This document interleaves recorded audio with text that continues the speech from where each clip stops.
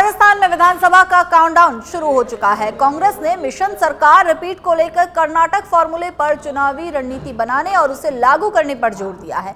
आखिर मध्य प्रदेश फतेह करने के लिए कांग्रेस का क्या है जीत का मंत्र, देखिए ये खास रिपोर्ट।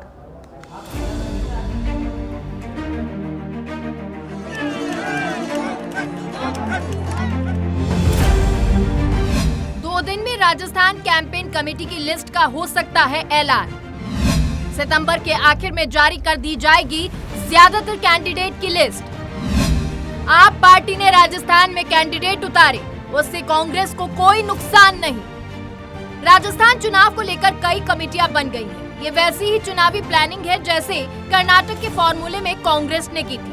कर्नाटक चुनाव की प्लानिंग और नए फॉर्मूले से कांग्रेस को फायदा मिला, वहाँ कांग्रेस की सरकार भी बनी। कर्नाटक चुनाव में सफलता का दूसरा महत्वपूर्ण कदम कांग्रेस प्रत्याशियों की जल्द घोषणा रहा था। राजस्थान में भी 1.5 महीने पहले प्रत्याशियों की सूची जारी करने का ऐलान कांग्रेस कर चुकी है। इस रणनीति में पार्टी प्रत्याशियों को चुनाव प्रचार का पूरा मौका मिलेगा। राजस्थान के उम्मीदवारों की लिस्ट पर दिल्ली दरबार में भी मंथन हुआ। प्रभारी, सह प्रभारी और पर्यवेक्षकों के सर्वे पूरे हो चुके हैं। अब जल्द ही फील्ड में मिशन रिपीट का रण शुरू होगा। राजस्थान चुनाव को लेकर कांग्रेस जल्द कैंपेन कमेटी का ऐलान भी करेगी। चुनाव में सबसे बड़ी तैयारी उम्मीदवारों की लिस्ट की है, जिसको लेकर अब प्रदेश कांग्रेस इलेक्शन कमेटी की पहली बैठक बुलाई गई है। आगामी विधानसभा चुनाव के लिए सितंबर के आखिरी हफ्ते में पहली उम्मीदवार की सूची कांग्रेस जारी करेगी। इन संभावनाओं पर काम भी हो रहा है। देखिए, हमारी कमेटी जो है वो सभी बन रही है। पहले प्रदेश का हो गया, अब 1-2 दिन में सभी कमेटीज जो है वो अनाउंस हो जाएंगी। हमारी इलेक्शन कमेटी अनाउंस हो गई है। कोऑर्डिनेशन कमेटी तो पहले ही थी, जो अभी मीटिंग लेकर आए हैं केसी वेणुगोपाल जी, और जो जितनी कमेटीज हैं सभी की 1-2 दिन में हम अनाउंसमेंट कर देंगे। लास्ट वीक में सितंबर के हम काफी लोगों की लिस्ट में डिक्लेयर कर।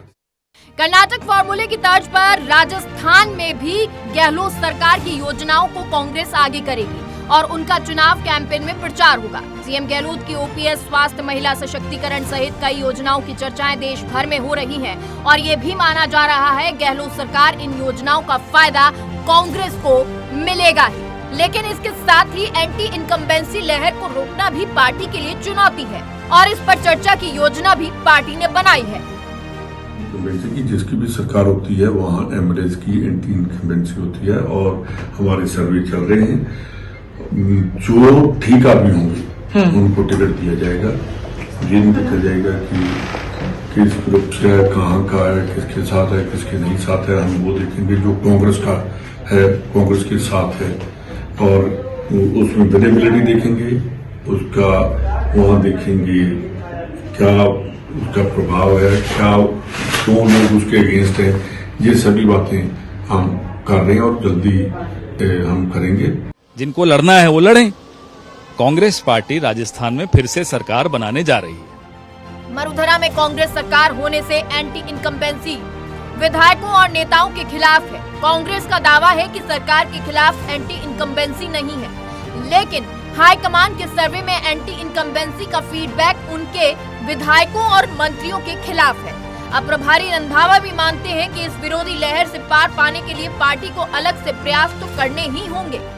एक और राजस्थान आगामी विधानसभा चुनाव में कांग्रेस पार्टी के लिए एंटी इनकम्बेंसी का मामला है। वहीं दूसरी ओर आलाकमान की ओर से कर्नाटक मॉडल को भी राजस्थान में स्थापित करने के लिए कहा गया है। लेकिन लगातार एंटी इनकम्बेंसी के मामले को लेकर कांग्रेस पार्टी किस तरह से अब उम्मीदवारों का नामों का ऐलान करेगी और कैसे एंटी इनकम्बेंसी को दूर करेगी और कर्नाटक फॉर्मूले को राजस्थान में अपनाएगी, ये देखने वाली बात होगी।